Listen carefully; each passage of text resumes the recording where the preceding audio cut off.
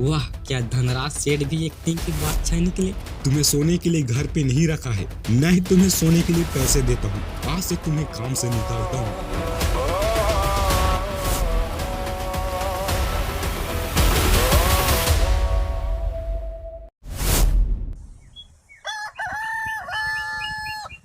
एक छोटा सा गांव था और उसी गांव में एक धनराज नाम का सेठ भी रहा करता था और उसके घर में एक नौकर भी था और उसका नाम रामू था और वह बहुत ही आलसी था। रामू, ए रामू, रामू, कभी कभी तो मेरे को समझ ही नहीं आता कि मैं इसका मालिक हूँ या ये मेरा मालिक है। धनराज सेठ पानी को लेकर आए और रामू के ऊपर डाल दिया। धनराज सेठ भी ना। मालिक तुम यहाँ मेरे को चिल्ला देते, मैं दौड़ कर आ जाता। क्या जरूरत है इतनी रात को चिल्लाने की। अरे इन्हें तो पता ही नहीं कि सुबह हो रहा है या शाम। खेत की तरफ जाओ और देखो क्या हाल है वहाँ पर। इतना सुबह सुबह मुझे खेत की तरफ जाना पड़ेगा।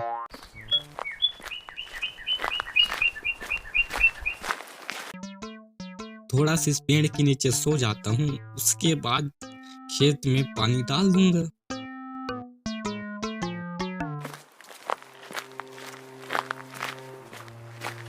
वो तेरा नौकर है ना, वो रामू, वो पेड़ के नीचे सो रहा है और खेत सूखा पड़ा है। और ये रामू कब सुधरेगा?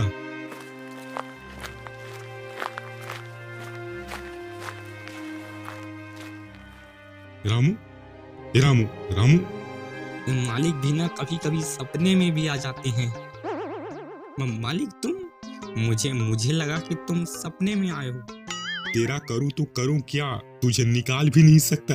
मुझे तेरे ऊपर दया आ जाता है, दया। अब खड़े खड़े मेरा मुंह क्या देख रहा है? चल दोनों साथ में पानी को डाल देते हैं।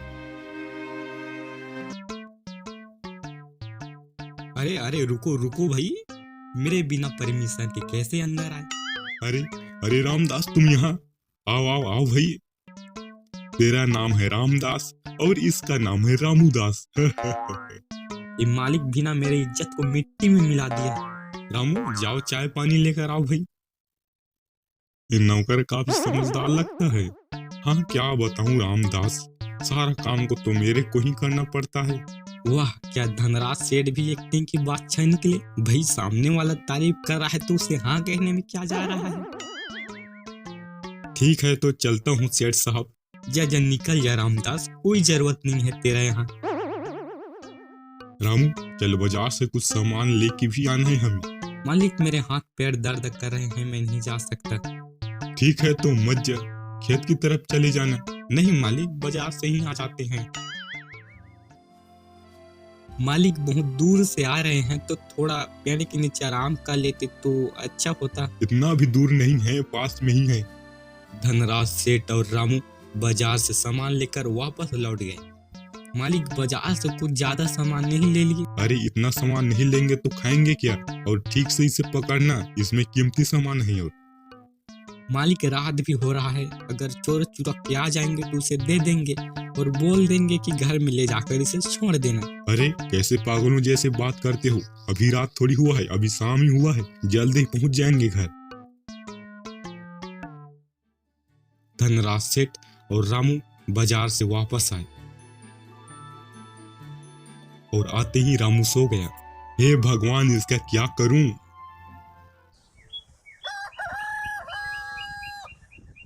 रामू, आज मैं घर से बाहर जा रहा हूँ, तू घर को देखना और खेत की तरफ चले जाना, ठीक है? ऐसा बोलकर सेठ वहां से चला गया। आज तो मालिक घर पे नहीं है, अच्छे से आराम करूंगा। दूसरे दिन धनराज सेठ घर पर आए और रामू सो रहा था। घर के सारे काम पड़े थे और खेत सूखा पड़ गया था। ए रामू, रामू, तुम्हें सोने के लिए घर पे नहीं रखा है, न ही तुम्हें सोने के लिए पैसे देता हूँ। आज से तुम्हें काम से निकालता हूँ। ना ही मुझे कोई काम में जाना पड़ेगा, ना ही कोई चिल्लाएगा। जिंदगी तो वही है साहब, आराम से इस पेड़ के नीचे सो जाता हूँ। रामू को भूख लगने लगा। भूख भी लग रहा है, अब क्या करूं? सामने दुकान है, वहीं से कुछ ले लेता हूँ। साहब, कुछ खाने को मिल सकता है क्या? लेकिन पैसे नहीं हैं। हाँ हाँ, क्यों नहीं, तुम ही हो ना जो धनराज सेठ के यहाँ काम करते थे, तेरे आलसी की वजह से ही निकाल दिया। रामू को अच्छा नहीं लगा और धनराज सेठ के पास गया। मालिक, मुझे काम पर रख लीजिए मालिक, और मैं आज से सारे काम मैं ही करूंगा। रामू, मैं तेरे को घर से निकाला ही कब था?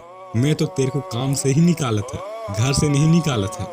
मैं तेरी आलस को दूर करने के लिए ही किया था। मैं तेरे को घर से कैसे निकाल सकता हूँ? मैं तेरे को बचपन से जानता हूँ। मैं ऐसा व्यक्ति नहीं हूँ रामू जो काम आने पर उपयोग करे उसके बाद निकाल दे। तुम आज से यहीं पर काम करोगी रामू।